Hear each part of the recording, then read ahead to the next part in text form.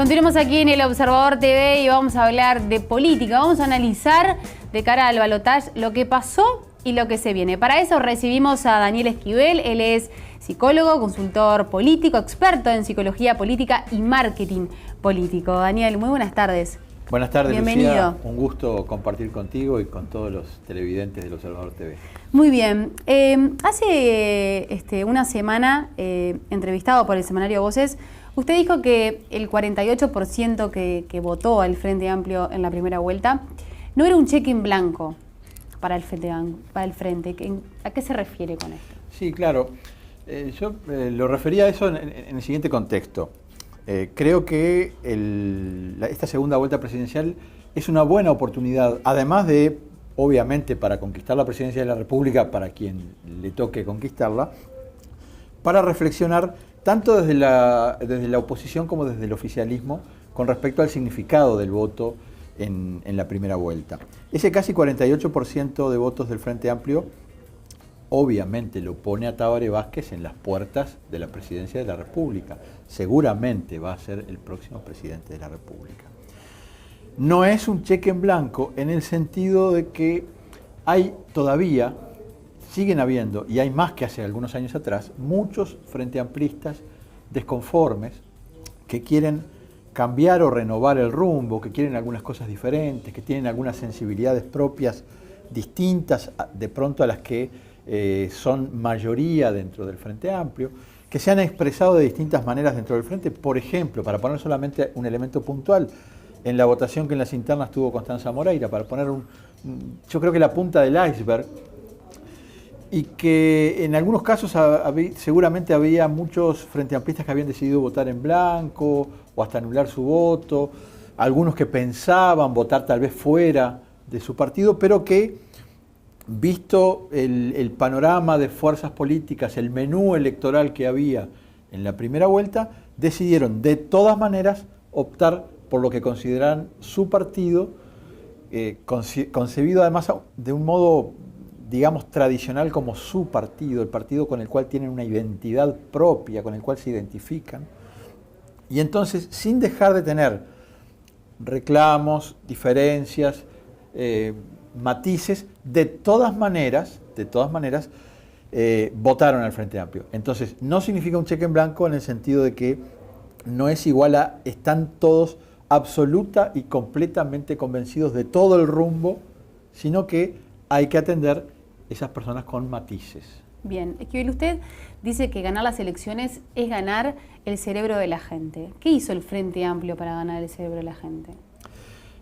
Bien, en primer lugar yo creo que lo que hizo no es exactamente en la campaña electoral, porque las campañas electorales son en realidad el final, la frutilla encima de la torta. Por supuesto que las campañas son importantes, en una campaña uno puede ganar o perder finalmente, puede arruinar el trabajo que hizo antes o puede potenciarlo a su máximo nivel. Pero lo fundamental desde mi punto de vista es que grandes sectores de la población uruguaya lo que sienten es que hoy, 2014, viven mejor que hace 10 años atrás. ¿Viven mejor solo y exclusivamente por resultado del gobierno? No, en realidad no. Viven mejor por muchas razones. Viven mejor por una mejoría de la situación económica del país, en la cual hay elementos que son de orden internacional, que son importantes, lo que se ha hablado del viento de cola, etc. Viven mejor por los avances tecnológicos, por una serie de elementos que hacen a nuestra vida cotidiana hoy en día, que la facilitan, que nos generan mayores posibilidades de comodidades, de entretenimiento, de vida más disfrutable en muchos aspectos. Y viven mejor también por medidas tomadas por el gobierno desde el punto de vista económico y también desde el punto de vista social. Entonces hay todo un conjunto de elementos que hace que mucha gente siente eso de hoy vivo mejor que hace 10 años. Entonces ese siento que vive mejor es algo muy potente, es algo muy fuerte, es algo que al cerebro, digamos, de los votantes le causa una atracción importantísima, porque inevitablemente tendemos a asociar vivo mejor, partido de gobierno. eso es casi automático, es casi un clic. Por eso que decía usted, los cambios en la vida cotidiana, ¿no? Capaz que en lo más pronto, lo más tangible. Lo más tangible, las cosas de la vida diaria, de la vida cotidiana. Simplemente la persona accede no sé, a un celular con el cual está comunicado con sus amigos, con sus familiares, que tiene acceso a información, a internet. O sea, ¿qué siente? Que está mejor eso, siente que está bueno. Y entonces, no racionalmente, no todos racionalmente, algunos sí, pero muchos de manera emotiva, más por el lado de las emociones, asocia eso, mi vida mejor, con el partido que está gobernando. Eso es una ventaja importantísima para el Frente Amplio. Además, yo creo que hay una construcción cultural que no es de ahora, que tampoco es de los 10 años de gobierno del Frente Amplio, sino que es de décadas, de instalación de lo que yo llamaría una especie de sentido común frente amplista. O sea, el frente amplismo se convirtió en una especie de sentido común político.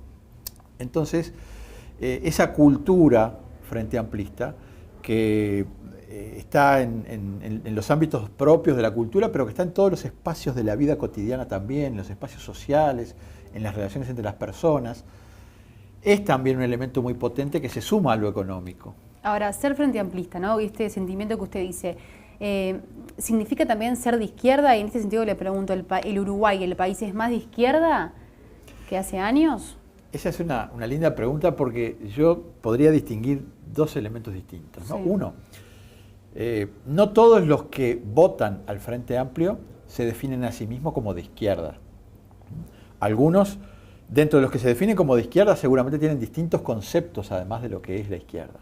Seguramente es distinto el concepto de quien vota al Partido Comunista, de quien vota al MPP, de quien vota al Grupo de Astori, en fin. Pero además, seguramente hay personas que no se definen como de izquierda, y eso se ve en las investigaciones de opinión pública. Hay personas que se definen de centro-izquierda, y algunas hasta de centro, que, sin embargo, se declaran partidarias del Frente Amplio. Entonces, ¿todos los frente amplistas son netamente de izquierda? No. Por otra parte, ¿hay izquierda fuera del Frente Amplio? Yo creo que sí también. O sea, hay personas que se definen de izquierdas que votan a Unión Popular, que votaron a Bella, por ejemplo, en la primera vuelta. Personas que se definen de izquierda que votaron al PERI o que votaron al Partido Independiente. E inclusive, si uno profundiza en algunas encuestas, seguramente se encuentra con personas que votaron, por ejemplo, no sé, a Larrañaga en las internas, que se definen como por lo menos de centro-izquierda. Entonces, es un poco más matizado que eso de acá está la izquierda y solo la izquierda, y del otro lado lo único que hay es la derecha y solo la derecha. Habló de las encuestas. Temón, ¿no? Gran tema. Un gran tema, un tópico si los hay. Sí. ¿En qué rol juegan las encuestas en eso que usted decía también del cerebro del votante, ¿no? ¿Puede llegar de alguna manera a que se incline para un lado o para el otro, o eso también es un poco un mito urbano? Bueno, yo te diría que hay un gran porcentaje de la población, muy grande, muy importante numéricamente, que tiene su voto definido antes de que aparezcan las encuestas de las últimas semanas previas a la elección. Esas personas que tienen el voto definido, firme, claro, lo que llamamos el voto duro, no van a ser influidas por la difusión de las encuestas. Ni tampoco van a ser influidas por la propia campaña electoral, ni por los avisos publicitarios, ni por los mensajes de último momento de los candidatos. Ese es un voto duro, fuerte, instalado, estable, sólido. Ahora bien... ¿Pero esa es la minoría? Ese es un sector, algunos investigadores lo situaban poco antes de las elecciones prácticamente en 2/3 de la población. En el otro tercio podríamos decir que hay muchas otras situaciones, muchos otros movimientos, muchos otros razonamientos previos a las elecciones. ¿Qué pasa cuando se escuchan sistemáticamente encuestas que apuntan en una cierta dirección? Y bueno, a algunas personas las influye, sí. Las influye porque contribuye junto con otros mensajes, no solo las encuestas, a crear un clima de opinión. Yo no tengo dudas que cuando las encuestas firmemente durante bastante tiempo marcaron, hace 5 años, por ejemplo, que el Frente Amplio ganaba, y ganaba con claridad y con comodidad, no tengo duda que eso a un sector de la población la arrastró en el sentido de que la influyó, le jugó a favor de ese partido político que iba dominando. También estoy seguro de que mucha gente se sintió afectada, tocada, influida por las encuestas en este último tiempo que daban que el Frente Amplio no llegaba a la mayoría parlamentaria, que peligraba, digamos, su elección. También ahí seguramente influyeron. Ya te digo, no en el conjunto de la población, ni mucho menos, pero sí en un sector, en un segmento. Y siempre al final las elecciones las definen determinados segmentos, que son los que se van a orientar su voto a último momento. En este sentido, ¿su opinión cuál es? ¿Que operan las encuestadoras o son errores de una empresa que trabaja, se dedica a eso? No. Yo he tenido que trabajar en distintos ámbitos, en distintos momentos, en algunas campañas electorales y también en algunas campañas para algunas empresas, con varias de las empresas investigadoras de opinión pública de primer nivel en el país. Y yo te digo con absoluto énfasis que no, ninguna de esas encuestadoras serias que conocemos, ninguna de ellas opera para nadie. Además, están jugando su prestigio, están jugando su trayectoria, que la tienen y es muy respetable. Buena parte de ellas, además, su negocio principal, su rubro principal no son las encuestas políticas, sino que son los trabajos que hacen de investigación de opinión pública para marcas comerciales y para empresas. Claro. Entonces, no van a dilapidar, no están dilapidando su prestigio y su negocio, digamos, por una situación de estas. Yo creo que hay seguramente una necesidad de adecuarse metodológicamente a los nuevos electores, a los nuevos votantes. No, cuando digo nuevos electores no digo solamente los jóvenes que votan por primera vez. Yo creo que casi todos somos nuevos electores, porque somos distintos. Porque cambió la sociedad. Cambió la sociedad. Lo que yo te decía hoy al principio, nuestra vida cotidiana hoy es tan diferente de lo que era hace 10 años, tan diferente en todos los ámbitos. Uno puede imaginarse cualquier aspecto de su vida. Y ha cambiado tanto que si nos decían esto, que hoy es natural para nosotros, en el 2014, nos lo decían hace 10 años, nosotros lo pensábamos como de ciencia ficción. Sin embargo, es la realidad más normal de hoy en día. Y esos nuevos electores que somos todos hoy en día, con nuevos hábitos, con nueva vida cotidiana, con nuevas actitudes, con nuevas sensibilidades, lo tienen que interpretar los partidos políticos, pero también lo tienen que interpretar metodológicamente las encuestas. Claro. Y creo que ahí seguramente hay algunas fallas. De buscar nuevos mecanismos de medición y... Por ejemplo, una cosa que está en entredicho, el riesgo de las encuestas en teléfono fijo. Cuando el teléfono fijo pasa a tener cada vez un perfil más definido desde el punto de vista económico, social, cultural, quizás hasta político. Entonces, habrán mecanismos de corrección del sesgo que eso pueda dar, pero tal vez sean insuficientes en estas empresas. Por eso el desafío que tienen ellos es un desafío metodológico, creo yo. Y creo que lo van a resolver adecuadamente porque estamos frente a empresas serias que investigan seriamente la opinión pública en el país. En una de sus columnas que publicó en su cuenta de Twitter, hablaba de una realidad que se genera el político, que muchas veces difiere con la realidad que ve el resto de los mortales, de los humanos. Y en este sentido, ¿tiene algún paralelismo con, por ejemplo, lo que le pasó a la calle Pau o a Larrañaga, perdón, a la calle Pau o a Bordaberry después de los resultados? Claro, es que yo creo que la dirigencia política tiende a vivir casi inevitablemente en una especie de circuito cerrado, en el cual uno percibe a veces que las comunicaciones que se reciben son de otros políticos que generalmente piensan igual o parecido, o de periodistas, o de otros políticos que piensan distinto pero que ya vienen filtrados por ese saber de que piensan distinto. Entonces, tienden a vivir inevitablemente en ese mundo propio que se puede convertir en un mundo virtual. Uno puede vivir en un mundo alejado de la realidad, simplemente leyendo determinadas cosas, hablando con determinadas personas, se va formando una serie de ideas y cuando quiere acordar, cuando quiere darse cuenta, está lejos de lo que piensa la gran mayoría de la gente. Y eso sí, creo que pasa y pasa mucho, ¿no? Y pasa en la política uruguaya y en todas partes. En su momento se habló mucho de la campaña de la calle Pau, ¿no? De ese marketing, esa forma de dirigirse alguna manera distinta, ¿no?, a lo que veníamos acostumbrados. ¿Cómo le pareció que se manejó esa campaña y por qué los resultados, si en algún momento se vio como muy positivos? Y vaca la redundancia que era por la positiva, pero se habló bien de lo que era la campaña. Mirá, a mí me parece que la campaña de la calle Pou, en el plano publicitario, por ejemplo, fue de las mejores campañas que se han hecho en el proceso desde que se recuperó la democracia hasta ahora en el Uruguay.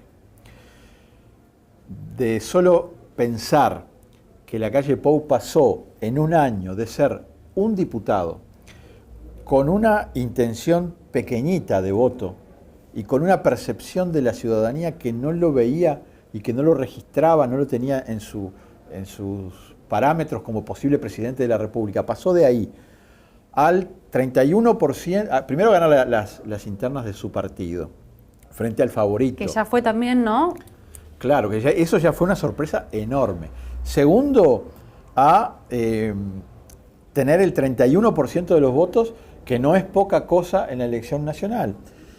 Y tercero, seguramente a crecer, como va a crecer durante esta campaña por la segunda vuelta, desde el 31 hasta una cifra X que no sabemos cuál será.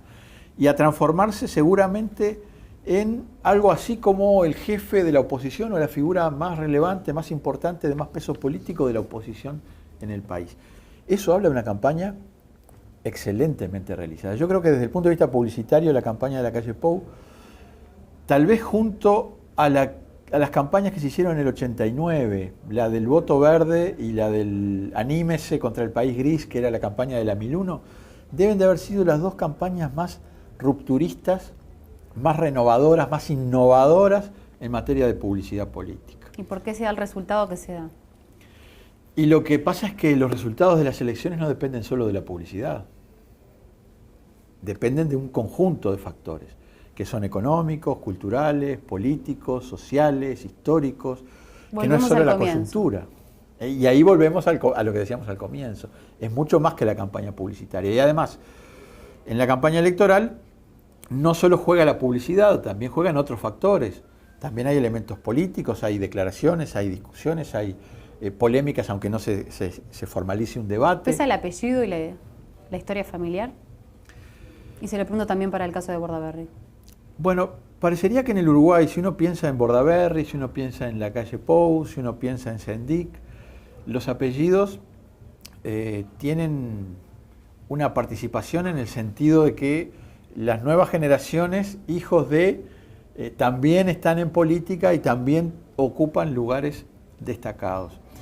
En el caso de la calle Pou, fue notorio que la ausencia de la calle Herrera durante la campaña electoral, en la medida en que la calle Herrera estaba asociado por un sector de la población a una forma de política más tradicional, más clásica, por decirlo de alguna manera. Y entonces esa forma más tradicional tampoco encajaba, tampoco se integraba demasiado con lo que venía a ser o viene a ser la propuesta de la calle Pou. Y ahí hubo una cierta distancia. ¿Cuánto pesa en el elector? Y yo creo que en el caso de la calle Pou, me parece que logró ir más allá, bastante más allá de su apellido. Creo que su figura renovadora fue capaz de motivar y hasta de entusiasmar a personas que no sentían ni cerca ese entusiasmo que sienten por él, no lo sentían hacia la calle Herrera.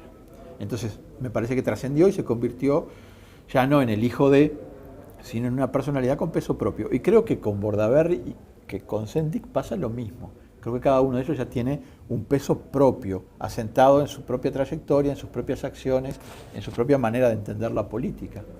Bien, volvamos a Bordaberry. ¿Cómo queda el escenario para Bordaberry? Y luego, no solamente con los resultados de las elecciones, sino después con toda la interna que se da, ¿no? Gente allegada que le suelta la mano. ¿Cómo queda y en qué le parece a usted que se equivocó Bordaberry?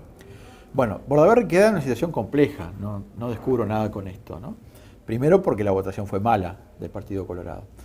Segundo porque en realidad fue el Partido Colorado el gran derrotado en esta primera vuelta.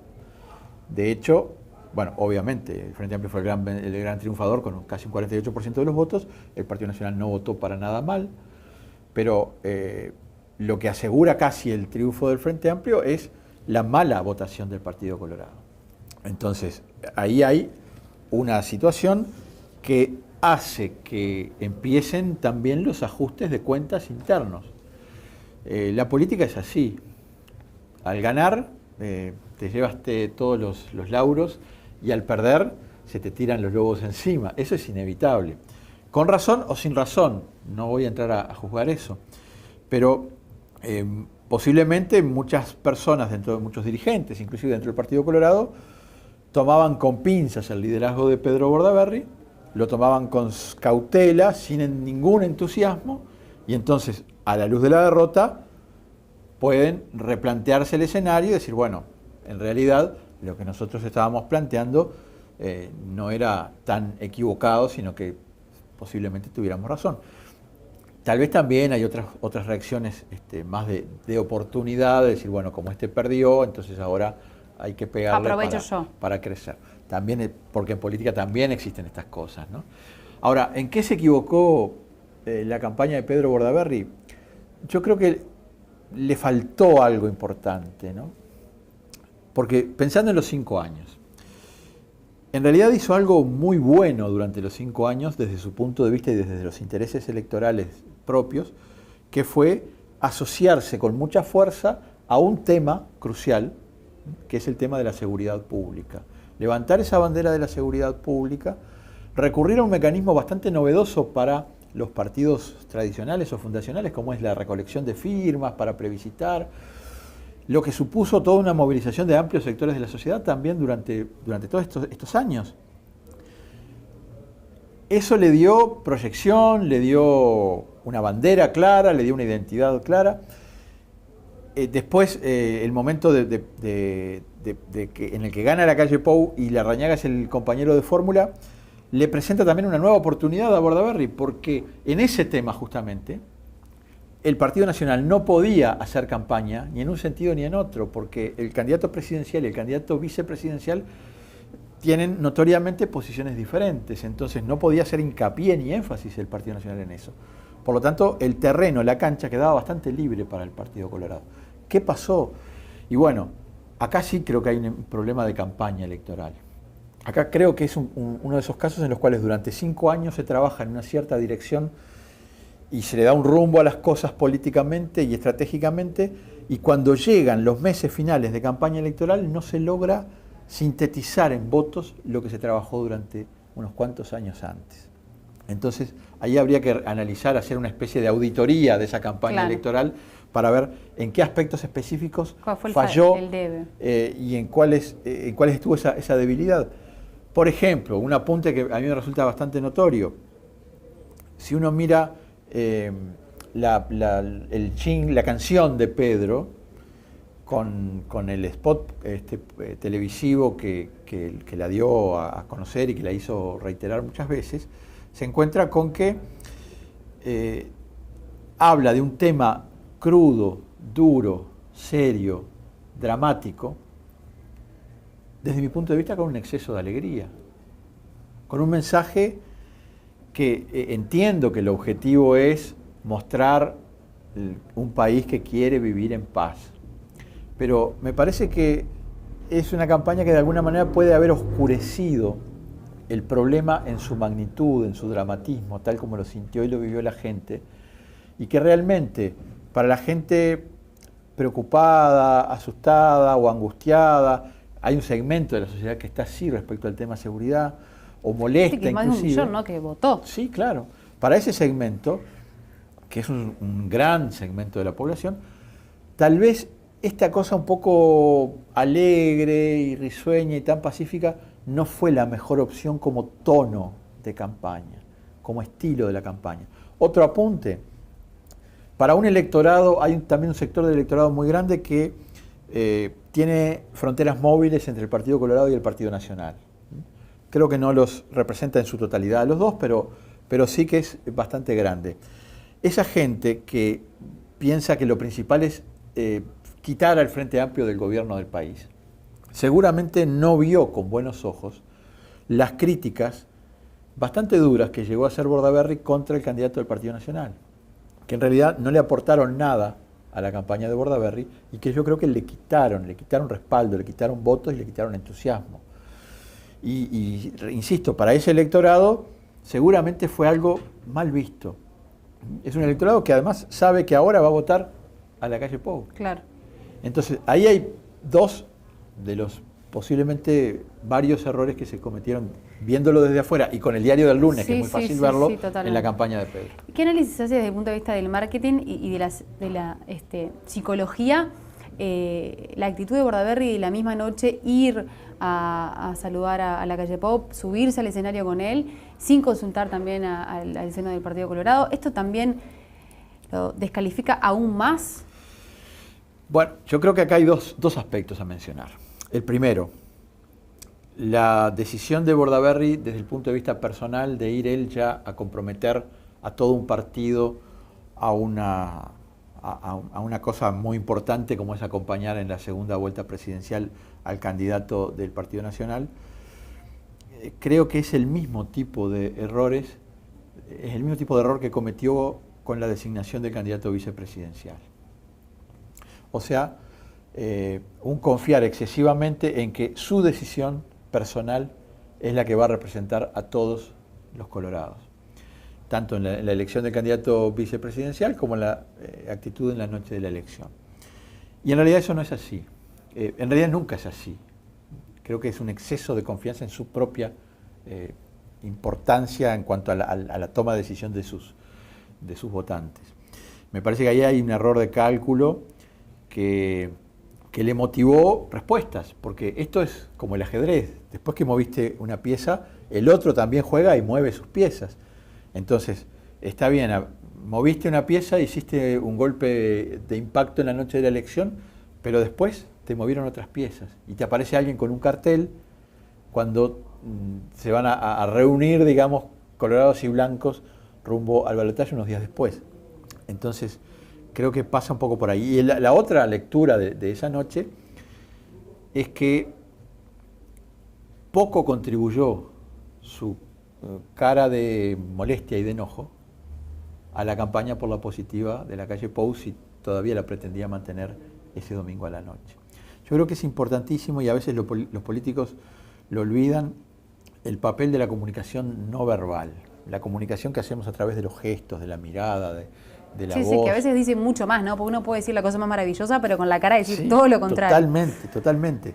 Entonces, hay que cuidar, porque uno puede entender... ¿Eso se estudia, se puede ir a trabajar? Sí. Sí, pero lo primero que hay que saber es que es muy importante esa noche en cuanto a los mensajes que damos hasta con nuestra cara. Los políticos, ¿no? Los candidatos. Es muy importante porque se está transmitiendo mucho. Y hay que saber que las derrotas despiertan emociones en todos, en el político más curtido también, porque son seres humanos. Entonces es legítimo que alguien esté o triste, o malhumorado, o enojado, o molesto, o decepcionado frente a un resultado electoral que acaba de ocurrir hace minutos, que acaba de enterarse hace minutos, cuando siempre la perspectiva, la expectativa, la idea es que ocurra otra cosa. Entonces, sabiendo eso, hay que tener mucho cuidado a quién se coloca frente a las cámaras en esa noche. Por ejemplo, Larrañaga, que acompañó a la calle Pou en la primera aparición pública en la noche, también tenía una cara de tener emociones negativas a flor de piel luego de haber conocido el resultado inesperado. Bordaberry, cuando aparece a dar su apoyo un rato después, también tiene en toda su expresión corporal y en particular en la cara y en la mirada esa expresión negativa. Entonces, esas son cosas que no digo que haya que... El que las más las tiene que manejar es el candidato presidencial siempre en cuanto a su compostura, que creo que la calle Pou lo manejó bien. Pero hay que ver quiénes se colocan frente a las cámaras y hay que manejar ese tema de las emociones humanas porque son eso, humanas.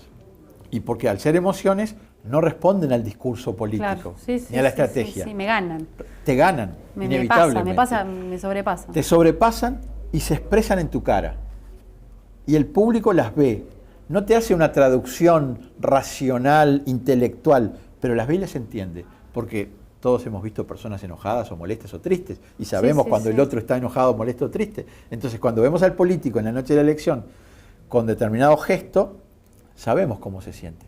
Y de pronto no es la mejor, no es el mejor mensaje para una noche como esta, que era un punto de inflexión hacia un mes más que se extendían las cosas de campaña para la segunda vuelta. Esquivel, la última. De cara al balotaje, ¿cómo ve el escenario? ¿Ya está todo el pescado vendido?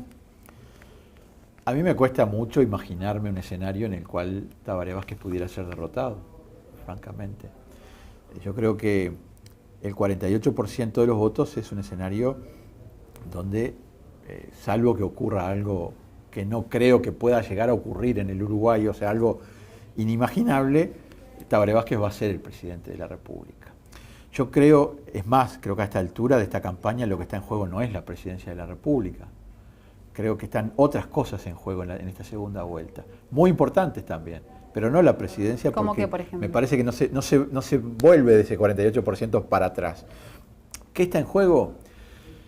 Y bueno, yo creo que para Tabaré Vázquez hay algo en juego, que tiene que ver con hasta dónde llega su votación, que no es un dato menor, porque el escenario de los próximos 5 años es el liderazgo de Tabaré Vázquez en el Poder Ejecutivo y en la mayoría parlamentaria frente amplista el liderazgo de José Mujica, que sale también fortalecido de todo esto.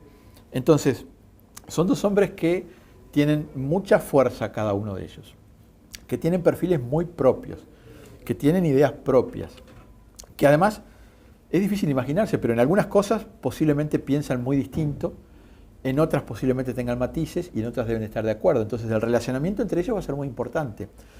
Para Tabaré Vázquez yo creo que es muy importante para fortalecer ese polo, digamos, ejecutivo del gobierno durante los próximos 5 años. Tener una buena votación. Tener una muy buena votación, o sea, saltar de ese 48% a todo lo máximo que pueda saltar, porque lo va a investir a él de mayor respaldo popular aún y va a poner detrás de su opinión mucha más fuerza. Seguramente es detrás de todo el Frente Amplio, sí, pero detrás de la figura de Tabaré Vázquez en particular, todo lo que venga por encima del 48%.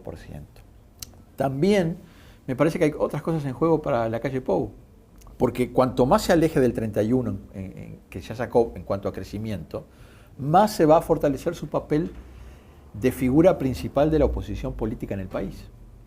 Eso tampoco es un dato menor. No es lo mismo que se mantenga en el 31, 32 o 33% a que ronde el 40%.